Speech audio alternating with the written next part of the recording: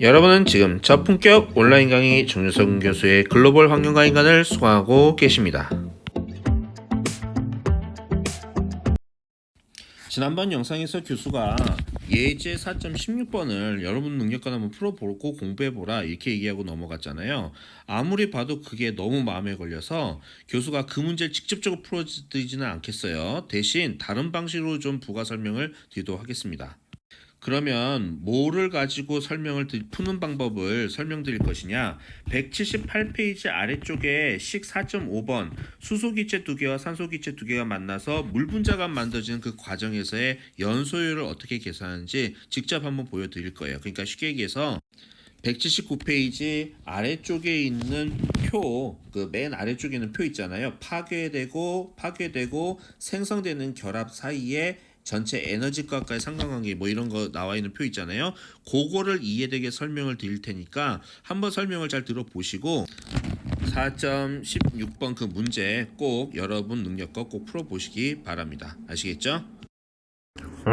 예를 들어서 이렇게 말씀드릴게요. 지난번부터 예시 들었던 내용이 뭐냐면요. 두 개의 수소 기체가 하나의 산소 기체를 만나서 물 분자를 2개 만들 수 있다. 이런 반응식이 있다고 소개를 시켜드렸을 거예요. 자, 그런데 만약에 말이에요. 만약에 이 반응의 반응열은 도대체 몇 킬로줄이겠느냐? 막 이런 식으로 물어보는 문제가 나오면 이거를 표 4.4를 이용해서 여러분들이 계산을 할 줄 아셔야 합니다. 예제도 있어요. 여기 이 책의 본문에는요. 그리고 이런 문제를 풀려면은 계산기가 조금 여러분 필요하십니다. 그래서 아마도 글로벌 환경과 인간 수업을 이제 할 때 단순히 계산기 없어도 돼요. 사실은 곱셈, 나눗셈만 하실 줄 아시면 됩니다. 덧셈, 뺄셈, 곱셈, 나눗셈만 할 줄 아시면 되기 때문에 계산기가 없어도 되는데 상당히 귀찮으실 수 있어요. 자, 일단은 이런 문제는 어떻게 풀면 좋으냐? 푸는 방법을 먼저 알아야 되기 때문에 방법을 설명을 드릴게요. 자, 표 4.4를 참고해야 된다는 사실 꼭 명심하시기 바라고요. 자, 그러면요. 먼저 이런 반응식이 있으면 화살표를 기준으로 해서 왼쪽과 오른쪽에 원소의 개수와 쪽수가, 원소의 종류와 개수가 확실하게 일치가 되는지부터 먼저 확인하셔야 됩니다. 무슨 말이냐면은 화살표 왼쪽에 수소 원자가 총 4개, 화살표 오른쪽에도 수소 원자가 총 4개, 그리고 화살표 왼쪽에도 수소의 개수가 총 2개, 산소의 개수가 총 2개, 그 다음에 화살표 오른쪽에도 산소의 개수는 총 2개라고 해서 반응 전과 후에 있어서 질량 보존의 법칙이 제대로 성립하는 식이 맞는지 아닌지를 확인을 해 주셔야 돼요. 무슨 말인지 아시겠죠? 자, 그게 확인이 끝났으면 이 식은 그게 확인이 되니까 균형이 제대로 잡힌 반응식이라고 부르거든요. 화살표를 기준으로 오른쪽과 왼쪽에 원소의 종류와 개수가 딱 일치하는 방식을 균형 잡힌 화학 반응식이라고 불러요. 이 반응식은 현재 균형 잡힌 화학 반응식이 맞습니다. 자, 하고 싶은 얘기가 뭐냐? 그 다음 잘 들으셔야 돼요. 반응물은 얘하고 얘죠. 이 분자들에 대해서 구조식을 한번 그려봅니다. 물론 개수까지 고려해서요. 앞에 2라고 하는 거는 이 몰에 해당되는 H2가 있다는 뜻이기 때문에 2개 정도를 그려주시고, 그 다음에 여기 앞에는 1이 생략되어 있습니다. 물론 무슨 말인지 아시겠죠? 그래서 여기에는 산소 분자가 하나가 이렇게 있기 때문에 산소 분자의 구조를 이렇게 그릴 수가 있을 거예요.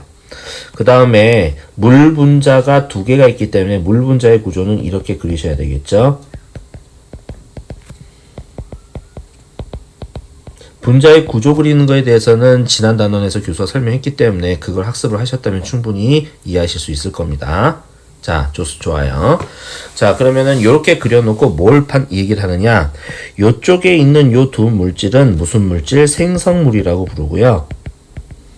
그 다음에 오른쪽에 있는 왼쪽에 있는 물질들, 수소 H2 2개하고 O2 하나는 바로 반응물이라고 부릅니다. 그러면은 이 반응의 반응열은 어떻게 계산하냐면요. 이렇게 계산합니다. 생성물의 총 공유 결합 에너지 이거를 다 계산한 다음에 빼기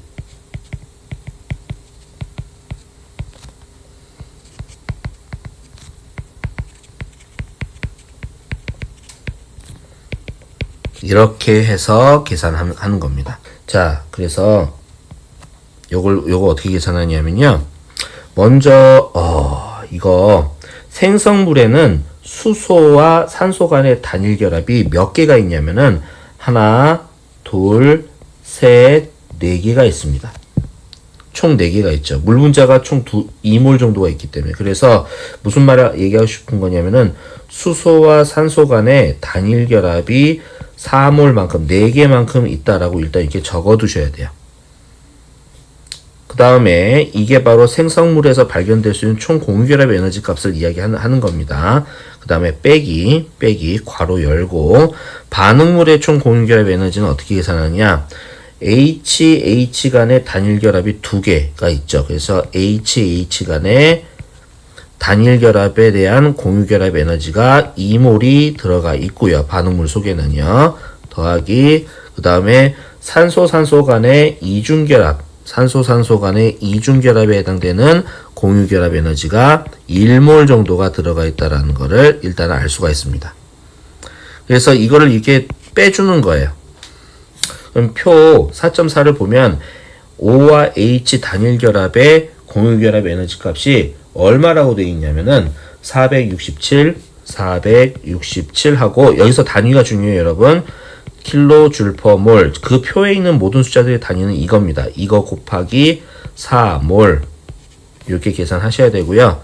그 다음에 빼기 여기서 이제 몰하고는 이게 소거가 돼서 킬로줄이라고 하는 단위만 맨 끝에 계산돼서 나오는 거예요. 무슨 말인지 아시겠죠? 그 다음에 여기서 이제 수소와 수소 간의 단일 결합은 436 킬로줄 퍼 몰인데 이게 2개가 있다고 하니까 2몰 해서 지우고 이렇게 해서 킬로줄만 나오게 하는 거고 더하기 산소 간의 이중 결합은 498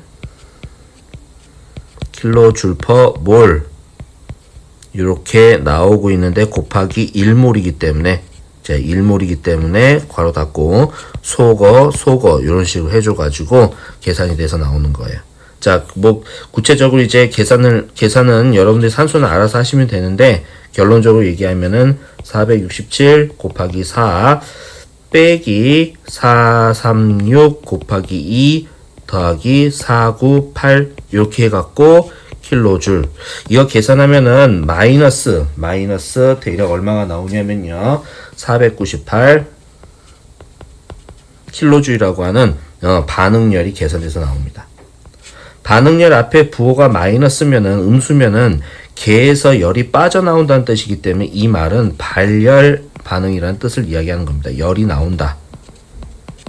네. 그런 뜻이 되는 거예요. 플러스면은 흡열 반응이 되는 겁니다. 그래서 반응열은 얼마냐 그러면 마이너스 498 킬로줄이다. 이렇게 이야기할 줄 아셔야 돼요. 무슨 말인지 아시겠죠? 이렇게 계산하는 겁니다. 자, 좀 지우고 좀 정리해서 또 하나 또 설명드릴 게 있는데요. 여기 좀 지우고 얘기할게요.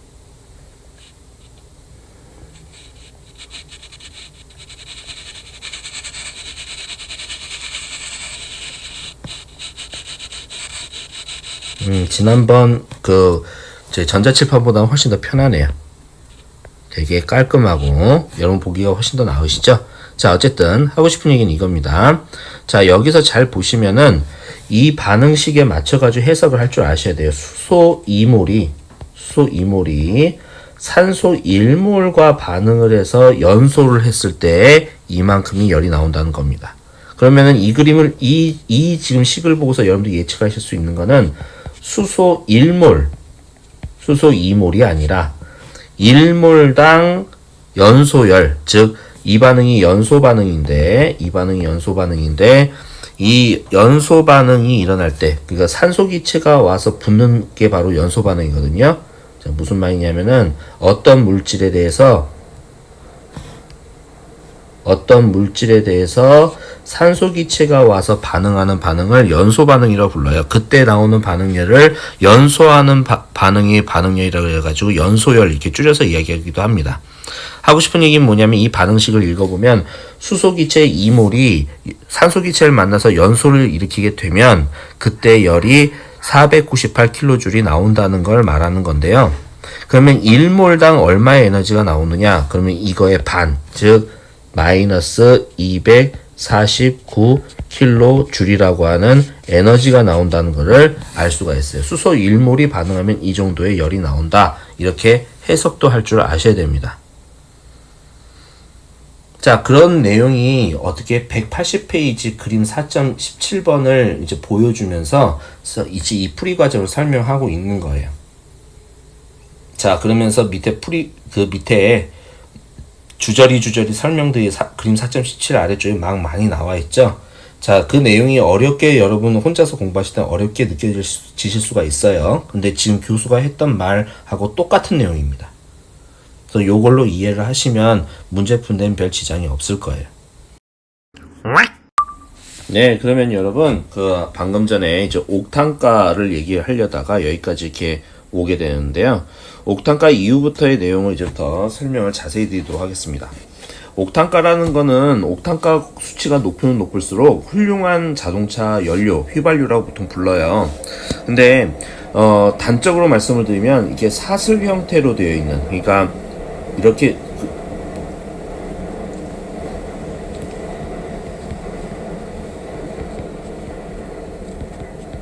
굳이 구체적으로 써서 표현하자면 이렇게 사슬 형태로 되어 있는 연료보다는 이거를 이렇게 약자로 이렇게 표현을 하거든요. 뭐 어쨌든 그런 것까지 여러분들이 구체적으로 알 필요까지는 없지만 어쨌든 한 줄기의 사슬 형태로 되어 있는 그러한 분자로 이루어진 석유보다는 휘발유보다는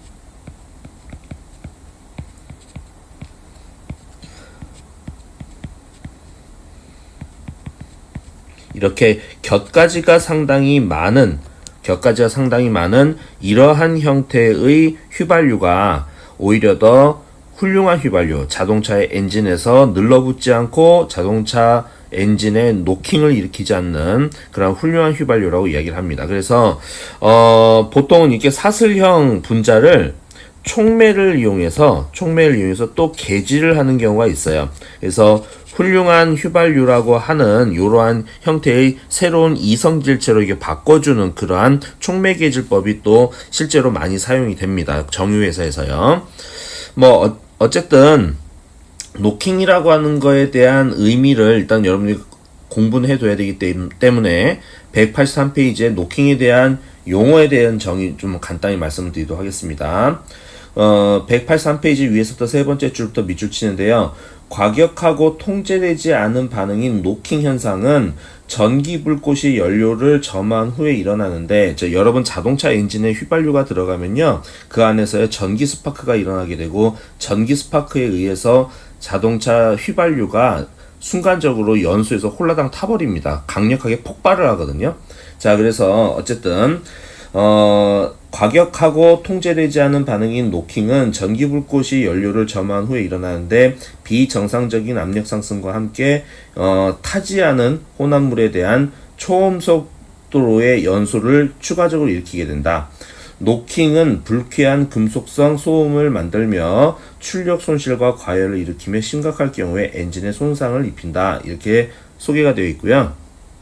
그 다음에 이제 옥탄가에 대한 이야기를 할게요. 옥탄가는 수치로 이야기하는 건데, 수치가 높으면 높을수록 좋은 휘발유예요. 그래서 지금 이런 거에 뭐 옥탄가가 0이다. 예를 들어서 설명한 거예요. 예시로. 그러면 이런 거에 옥탄가는 뭐 100이다. 보통 이렇게 이야기를 하거든요. 자, 휘발유 분자의 종류가 이성질체가 상당히 다양하기 때문에 표 4.5번을 여러분 보시길 바랍니다. 표 4.5번을 보면요. 자, 좀 지우고 얘기할게요. 자, 표 4.5번에 보면은 맨 처음에 N옥테인이라는 게 있습니다. N옥테인은 탄소 8개에 수소 18개로 이루어진 물질을 이야기하는 거고요. N 밑에 헵테인이라고 하는 녀석이 있습니다. 헵테인이라고 하는 거는 탄소 7개에 수소 16개로 이루어진 기다란 사슬 형태로 되어 있는 녀석이에요.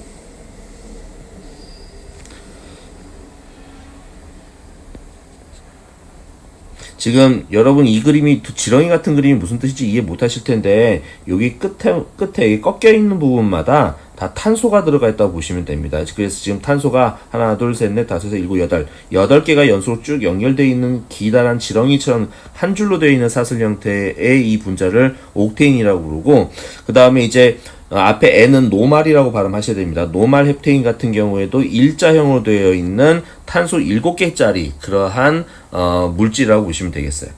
자, 그리고 그 밑에 아이소 옥테인,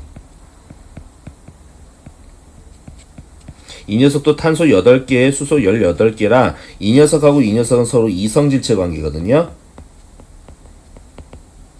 예, 앞에서 공부했던 이성질체 관계입니다. 그래서 요런 옥테인이라고 하는 녀석을 이렇게 뭐 요런 물질로, 예, 요러한 물질로 이렇게 바꾸는 거. 그러니까 긴 사슬 형태가 아니라 잔가지들이 이렇게 많이 있는 구조로 바꾸는 작업을 개질 작업이라고 교수가 이야기한 거예요. 뭐 어쨌든 옥탄가 얘기를 좀 해야 될 것 같은데, 자, 우리 그 자동차 석유 휘발유 계열에서는 이 노말 헵테인, 지금 빨간색으로 밑줄 치고 있는 탄소 7개짜리면서 기다란 사슬 형태로 되어 있는 이 휘발유를 갖다가 옥탄가 제로라고 이야기를 합니다.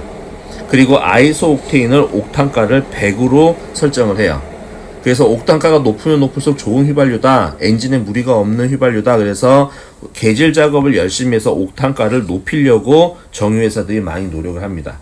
옥탄가가 밑에 보면 107짜리, 108짜리, 뭐 116짜리 등등 상당히 옥탄가가 점점 증가하는 고급 휘발유 등이 밑에 이제 소개가 되어 있는데요. 이런 기름들은 가격이 엄청나게 비쌉니다. 개질 작업에 들어가는 작업 비용이 들어가기 때문에 그래요. 그 다음에 이제 노말 옥테인은 마이너스 20이라는 거죠. 그야말로 옥탄가가 완전 마이너스 개판이기 때문에 이런 노말 옥테인을 차량에다 집어넣고 계속 돌리면은 그 비싼 자동차가 금방 망가지게 될 겁니다. 자, 그래서 무슨 얘기 하고 싶은 거냐면, 지금 여러분이 지금 공부하고 있는 이 내용이 환경 문제하고 어떤 연관이 있기 때문에 지금 이걸 공부하는지 지금 잘 이해를 못 하실 텐데, 어쨌든 화석 연료 중에서 석유의 소비, 석유를 연소시켜서 자동차 엔진을 굴려서 이렇게 항상 소비하는 이 행태 때문에 이산화탄소라든지 이러한 온실가스의 배출이 아주 엄청나게 지대하게 영향을 미치기 때문에 이 왜 석유라고 하는 화석 연료를 사용할 수밖에 없는지, 이 석유라고 하는 화석 연료가 어떤 특징이 있는지를 먼저 공부를 해 두셔야 이후에 대체 친환경 연료에 대한 개념이 머릿속에 들어오기 때문에 지금 이 공부를 하고 있는 겁니다. 혹시라도 이 내용을 딱 공부하면서 이상하다, 지금 환경보존과 연관되어 있는 글로벌 환경에 대해서 지금 공부를 하고 있는데 왜 석유에 대한 자세한 화학적인 내용을 공부하지? 이렇게 생각하시는 분들이 있을까봐 미리 말씀을 드리는 거예요. 물론 지금 교수가 막 말한 내용은 지난주에 동영상에서도 교수가 이 얘기를 분명히 했었는데 또 일주일 지나면 또 까먹고, 혹시 매너리즘에 빠져가지고 이것 왜 이래야 되나, 내가 왜 이런 걸 공부해야 되나 이런 생각하고 있는 학생이 있을까봐 교수가 부연 설명하는 겁니다. 자, 그래서 어쨌든 그 표 4.5번 바로 위에 있는 문단을 통째로 이제 밑줄 칠 겁니다.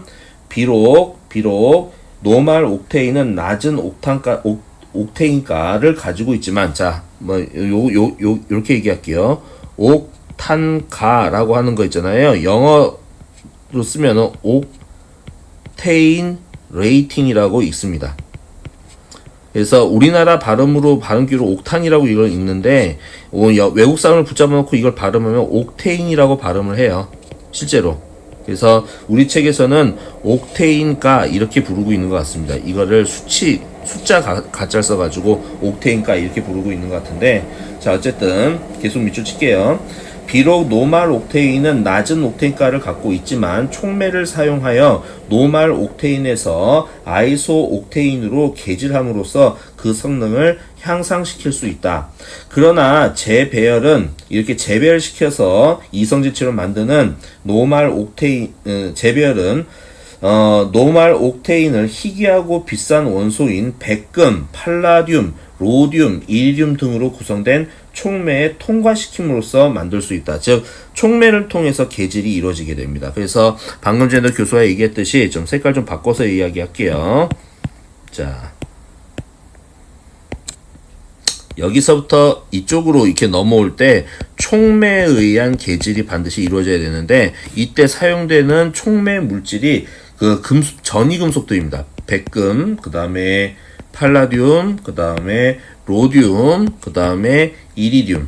저 같으면 이거 외울 것 같아요, 여러분. 이런 촉매를 이용해서 계질 작업을 통해서, 촉매를 이용한 계질 작업을 통해서 노말 옥테인을 아이소 옥테인으로 바꾸는 작업을 할 수 있다는 겁니다. 자, 그리고 그거 외에도 이미 자동차 휘발유 중에서 노말 헵테인 같은 옥탄가가 정말 빵인 그러한 연료가 이미 들어가 있는 자동차의 연료 탱크에다가 노킹이 발생하지 않는 노킹 방지 첨가제인 4에틸납, 뭐 불스 원샷 같은 거 그런 거 이야기하는 거예요. 그래서 4에틸납, 납이 들어가 있는, 그러니까 이게 납은 그 원소기류 PD라고 쓰거든요. 근데 저기 에틸이라고 하는 녀석이 4개나 붙어 있기 때문에 4에틸이라고 하는 건데, CH2에 CH3, CH2에 CH3, CH2에 CH3, 무슨 마법 주문같이 들리죠. 어쨌든 이렇게 에틸이라고 하는 덩어리가 하나, 둘, 셋, 4개가 붙어 있는 납이라 그래서 4에틸 납이라고 부르는 물질이 바로 요 물질입니다. 그래서 이 녀석을 이미 자동차 휘발유 탱크 속에 주유가 다 되어 있는 자동차 연료 탱크 통에다가 이 녀석을 조금 부어서 넣게 되면은 여기 들어가 있는 납성분의 도움을 받아서 어떻게 노말 옥테인이나 노말 헵테인 같은 것들이 계질화 작업이 잘 일어나서 어떻게 아이소 옥테인으로 변신하는 그러한 것이 가능해진다라고 합니다. 근데 문제는 뭐냐면은 자동차 연료에다 이렇게 납을 때려 넣어서 그 안에서 계질화가 저절로 이루어지고 그다음 옥탄가가 높아져서 자동차 안에서 연소가 진행될 때 이 납도 같이 매연으로 바깥으로 빠져나오게 됩니다. 그래서 옛날에 자동차 매연은 딱 냄새를 맡아보면 매캐했어요. 왜냐면은 이 그 납성분이 그 매연의 시꺼먼 형태로 지금 막 바깥으로 막 빠져나오기 때문에 건강에도 정말 안 좋고 그야말로 발암 물질이었습니다. 이제 세상이 좋아지고 또 환경 규제가 되게 이제 엄격해지다 보니까 요즘에는 무연 휘발유라고 그래가지고 납성분을 완벽하게 제거한 휘발유가 시중에 공급이 되고 있어요. 그렇게 이해하시면 되겠습니다. 자, 그래서 이 4에틸 납이라고 하는 물질의 약자는 TEA라고 합니다. 그래서 계속 밑줄 치면은 노킹 방지 첨가제인 4에틸 납 사용을 금지하려고 하는 전국적인 노력 때문에 옥테인가를 향상시키기 위한 또 다른 이상질체의 계질은 1970년대 후반 아주 중요하게 여겨지게 되었다. 이런 설명이 나오고 있습니다. 자, 다음 페이지로 넘어갑니다. 연구과제 4.19는 하실 필요 없습니다. 옥테인가 개선제로 사용되었던 TEL은 퇴출되었고, 이 퇴출로 인해서 보다 값이 더 싸고 생산하기 쉬우며 환경에 유익한 대체 물질을 찾을 필요성이 제기가 되었다고 합니다. 당연히 그 대체 물질이 있어야 되겠죠. 그래서 옥탄가가 100 이상인 에탄올과, 에탄올은 옥테인가가 100이 넘습니다. 그 다음에 메틸 3차 뷰틸 에터, 이름이 되게 길죠. 약자로 부를게요. MTB라고 하는 물질이요. 이 녀석을 포함한 몇 가지 물질이 이제 옥테인가 개선 물질로 사용되었는데, MTB는 예상과는 달리 좋은 결과를 보이지 못하였다. 이렇게 설명이 나와 있는데, 자, 설명을 드릴게요. 밑에 에탄올 분자하고 MTB 분자 속에는 무슨 원소가 지금 들어가 있죠? 산소 원자가 들어가 있습니다.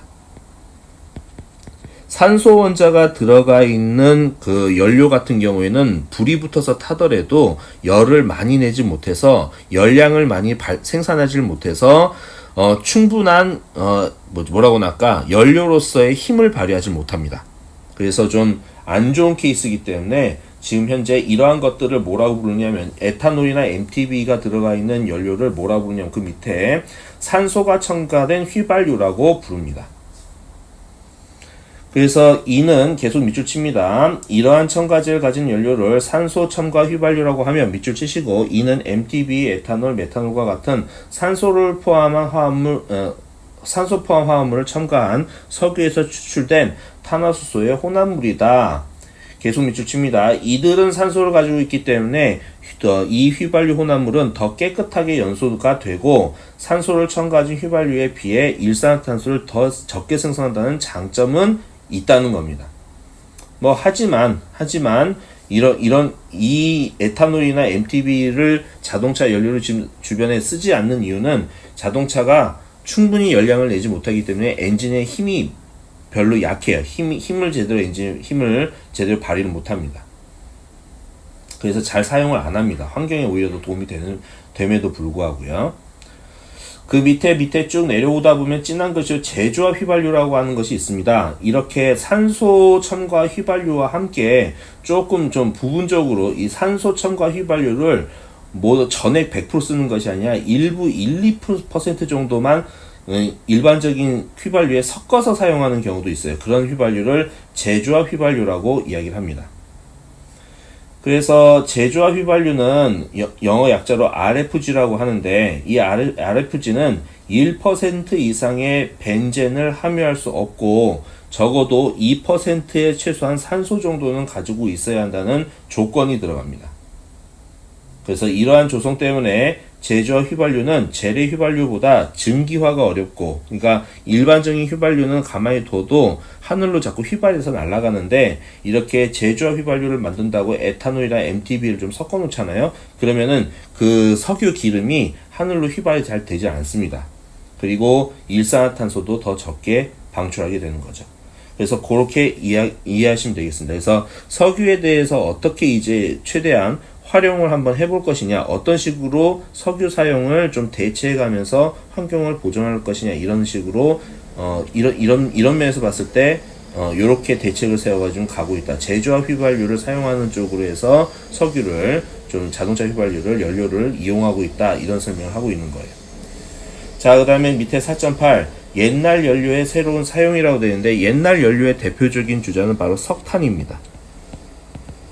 석유가 발견됨으로써 땅속에서 액체 형태로 뽑아 올려가지고 액체 형태로 사용하는 게 되게 편리하고 쉽기 때문에 그 광산에다가 산에 구멍을 뚫어가지고 터널을 만들어서 사람들이 곡괭이질에서 들어가서 캐내는 석탄에 비해서 훨씬 석유가 캐내기도 안전하고 사용하기도 용이하기 때문에 석유가 미친 듯이 더 많이 애용돼 왔어요. 그러는 동안에 석탄은 거의 뒷전으로 밀려나게 됩니다. 그래서 인기가 없던 석탄이 갑자기 과학자들이 머리를 굴려서 석탄을 조금만 어떤 개질 작업을 해가지고 또 질을 개선한 작업을 해서 제2의 석유를 만드는, 이제 석탄을 갖다가 석유로 바꿔주는 그러한 기술을 또 개발해내서 예전에 썼던 이 석탄이라고 하는 연료를 오늘날에 꼭 필요한 그 연료 형태로 바꿔주는 그러한 작업들도 현재 진행하고 있다는 겁니다. 자, 그래서 이제 뭐 얘기할 거냐면요, 184페이지 맨 아래쪽 문단에 밑줄 치도록 하겠습니다. 자, 천연가스가 가장 우리 일생생활에서 되게 유용한데요. 그러니까 휘발유 같은 거는 자동차나 이게 교통수단에나 들어가는 건데 우리 일상생활에 사람이 사는 데 있어서 교통수단 빼고 이용하기에 가장 적합한 그 연료 물질은 바로 천연가스입니다. 자, 그래서 맨 밑에 문단에 그 세 줄 밑줄 치도록 하겠습니다.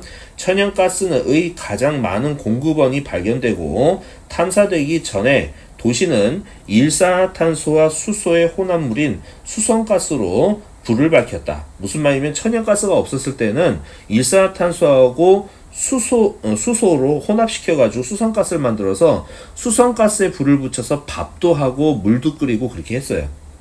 자, 그래서 석탄에서 휘발성 성분이 증류되고 남은 깨끗하지 않은 탄소인 코크스, 즉 석탄에는 잡다한 물질들이 섞여 있는데 그 중에서 뭐 기체 형태로 되어 있는 것들은 다 날아가고 나서 시꺼먼 석탄 덩어리가 있을 때 그 덩어리를 코크스라고 부르거든요. 근데 여기에다가 코크스라고 하는 석탄 덩어리에다가 아주 뜨거운 수증기를 불어 넣게 되면은 수성가스로 변하게 됩니다.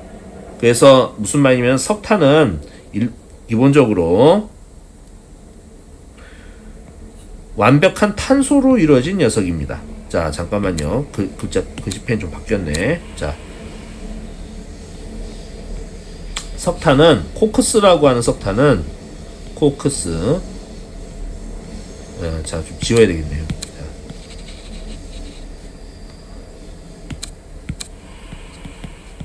코크스라고 하는 석탄은 기본적으로 탄소가 주 성분입니다. 그런데 여기다가 뜨거운 물을 갖다가 수증기, 기체 형태로 계속 반응을 시켜주게 되면은 마침내 일산화탄소 그리고 그 다음에 수소가스 이렇게 이렇게 변하면서 이 전체를 갖다가 우리가 보통 수성가스라고 이야기를 하는 거예요. 자, 수성가스는 물 숫자를 써서 물에 의해서 생성되는 가스라는 뜻으로서 일산화탄소도 불에 잘 타는 성분이고 수소도 연소시키면 불에 잘 타는 성분입니다. 그래서 연료로 일단 사용할 수 있다는 거예요. 근데 여기서 멈추지 않고 다량의 이산화탄소 N값과 그 다음에 또 다량의 EN 플러스 1이라고 하는 즉 수증기 수증기가 아니군요. 수소입니다. 미안합니다. 자, 다량의 수소하고 여기서 생성된 얘네들 있잖아요.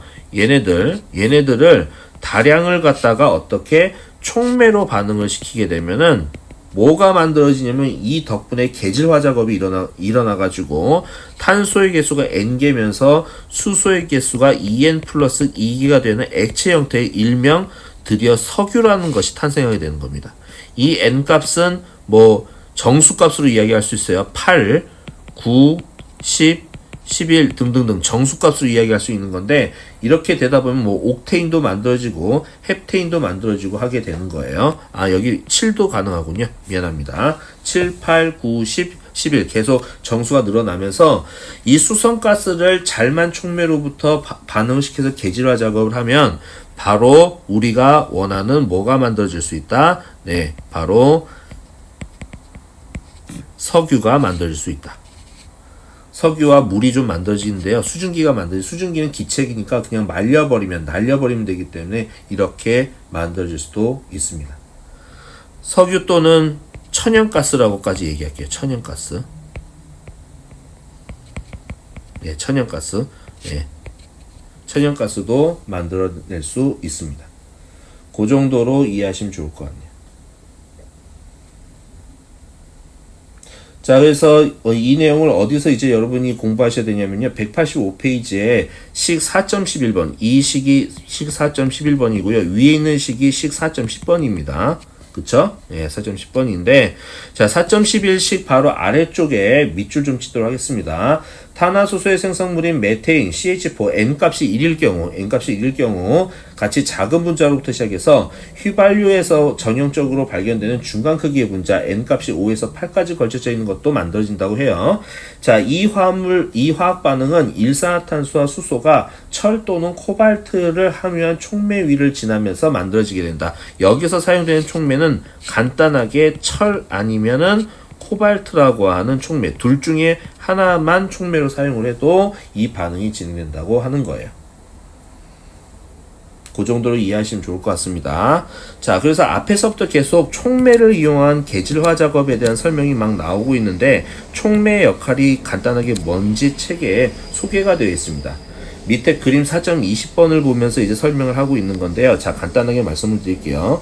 A라는 물질과 B라는 물질이 만나서 C라는 물질과 D라는 물질을 만드는 화학 반응이 있다고 한번 가정해 볼게요. 자, 그러면은 이러한 반응에서 Y축을 에너지 축으로 하고 그 다음에 이 X축을 반응 진행 방향, 반응 진행 시간이라고 이렇게 잡아놓고 에너지 변화, 이 반응이 일어나는 동안에 에너지 변화를 추적해 보면 처음에 반응물이 자기 몸에 기본적으로 지니고 있는 에너지 값이 처음에는 이 값이었을 텐데 그 에너지를 시작으로 생성물 CD가 만들어지는 동안 에너지의 변화를 추적을 해보면 이런 봉우리가 형성이 됩니다. 자, 이런 봉우리가 형성됐을 때 우리는 뭐라고 얘기하냐면은 이렇게 이야기를 합니다. 처음에 에너지 값에서부터 처음 에너지 라인은 여기였죠. 반응물들이 기본적으로 자기 몸에 지니고 있는 에너지 값이 이 값이었는데 에너지 변화를 추적하다 보면은 에너지 봉우리가 최대치가 되는 지점, 요 지점 최고점이 지나는 요 에너지 봉우리를 뛰어넘어야지만이 어떻게 생성물이 만들어지게 됩니다. 무슨 말이냐면은 A와 B가 충돌을 해서 이 에너지 봉우리를 뛰어넘을 수 있을 만큼의 충분한 에너지를 발휘하지 않으면 생성물 CD가 안 만들어진다는 거예요. 그래서 이 에너지 봉우리의 높이를 우리가 뭐라 그러냐면은 EA, 즉 다른 말로 활성화 에너지라고 이야기를 합니다. 근데 이 활성화 에너지는 어떤 특징이냐면요. 활성화 에너지가 상당히 높은 반응은, 즉, 이 폭이 상당히 높은 반응이요. 요 폭이 상당히 높은 반응은 반응 속도가 느립니다. 반응 속도가 떨어져요. 그래서 즉, 화학 반응이 잘 일어나지 않는다는 거예요. 반면에 이 활성화 에너지가 낮으면은 반응 속도가 상당히 증가하게 됩니다. 그러니까 반응이 잘 일어난다는 거예요. 근데 이 말 뜻이 뭐하고 연관되어 있냐면 이런 말하고 연관되어 있습니다. 어떤 말이냐면은 반응 속도가 떨어진다는 얘기는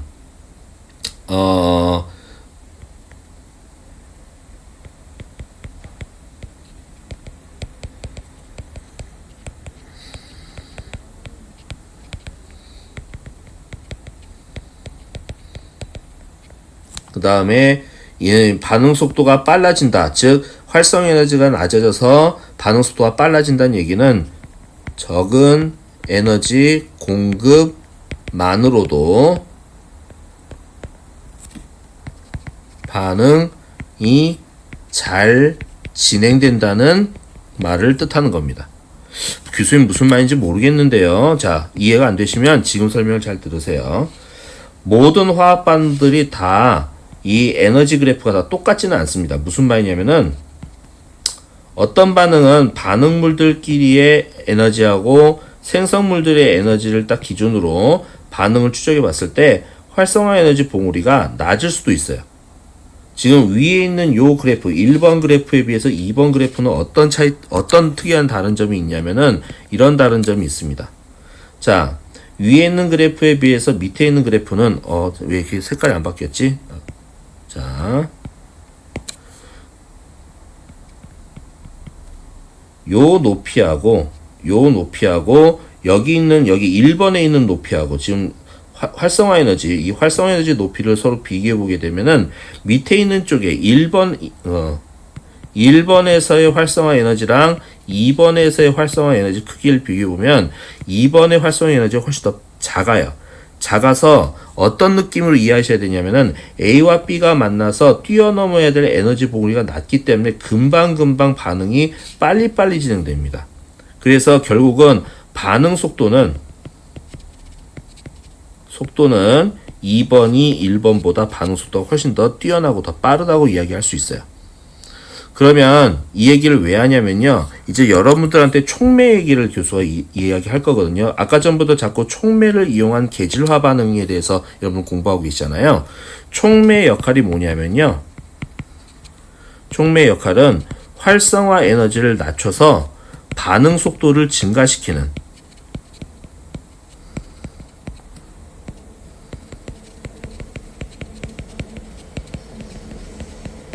물질을 이야기하는 겁니다. 그래서 만약에 이 1번 같은 반응에서 만약에 촉매를 사용하잖아요. 촉매를 사용하는 순간 이 그래프가 이렇게 바뀝니다. 무슨 봉우리가 잘게 두 개의 봉우리로 이렇게 쪼개지면서 갈라지면서 전체적으로 높이가 낮아져요. 그래서 촉매를 사용하면 활성화 에너지 높이가 확 줄어들게 됩니다. 그래서 결국에는 반응 속도가 빨라지게 되는 거고, 심지어는 적은 에너지 공급만으로도 반응이 잘 진행될 수가 있어요. 활성화 에너지가 떨어지면 반응 속도가 증가한다 그랬죠.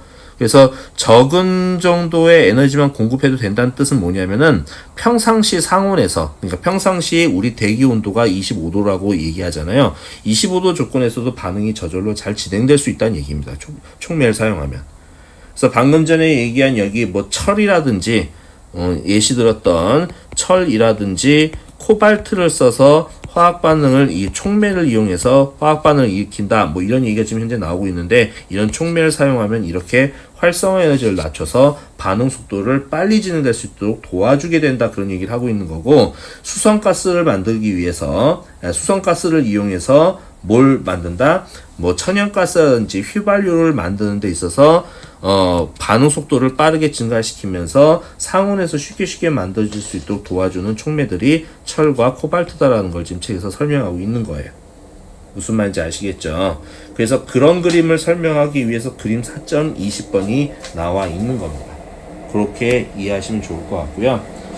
그 다음에 다음 페이지 186페이지 넘어가게 되면은 촉매의 특징을 하나 더 설명하고 있습니다. 촉매는 절대로 소모되거나 없어지지 않아요. 반응에 참여하긴 하는데 촉매가 소모되진 않습니다. 즉 소모되는 거는 반응물인 A와 B 같은 것들이 소모가 될 뿐이지, 촉매는 넣어준 양이 10g이면 반응이 다 끝날 때까지 그 10g이 그대로 유지가 되고 있어요. 자, 그래서 186페이지 위에서부터 5번째 줄을 밑줄 치는데요. 촉매의 미학, 촉매의 장점은 이런 뜻으로 이해하시면 됩니다. 이게 번역서기 때문에 번역을 좀 의역을 잘 안 해서 지금 문제가 있는데, 자, 교수가 풀어서 설명해 줄게요. 촉매의 장점은 소비되지 않기 때문에 따라서 아주 작은 양, 미량만 사용돼도 된다는 것이다. 자, 그래서 녹색 화학자는 단지 작은 양의 촉매를 사용하기 때문만이 아니라 반응이 더 낮은 온도에서 진행될 수 있기 때문에 촉매의 반응을 높이 평가한다. 그래서 이제 그 밑에 보면은 피셔 트로푸슈라고 하는 그런 기술이 있어요. 일산화탄소 기체 막 만들고 막 수성 기체 만드는 그런 기술인데, 이러한 기술은 상업화가 되기가 좀 어려웠다고 해요. 석탄이 풍부하긴 하지만 석유는 거의 없는 나라인 남아프리카 공화국에서 석탄에서 휘발유와 디젤유를 만들어내기 위해서 이런 피셔 트로푸슈 기술을 활용한다고 합니다. 그 정도로 이해하시면 되겠어요. 그러니까 남아프리카 공화국 같이 좀 이렇게 부유하지 않은 나라 같은 나라의 경우에는 사우디 중동에서부터 석유를 구매를 하더라도 그걸 배로 옮겨와야 되기 때문에 운임 비용도 감당이 안 되는 국가도 있습니다. 그럴 경우에는 차라리 석탄이 그 땅에서 많이 난다 그러면은 거기서 나는 석탄을 석유로 바꿔가지고 활용하는 게 더 싸게 먹힐 수도 있겠죠. 그래서 이렇게 이용한다고 합니다. 자, 어쨌든 맨 마지막 문단 보시면 고체이건 액체 연료로 전환이건 여전히 석탄은 연소 외 이산화탄소를 만들 수밖에 없다. 국제재생에너지연구소의 최근 연구에 따르면 석탄에 기초하여 액체 연료를 생산하는 경우 전체 연료 순환에 있어서 온실기체의 방출량은 석유에 근거하는 연료의 거의 2배에 이른다고 한다. 그래서 석탄을 대체할 연료가 꼭 필요하다. 이런 설명을 지금 현재 하고 있습니다. 자, 그럼 그 뒷 내용은 다음 영상에서 설명드리도록 하겠습니다. 수고하셨습니다.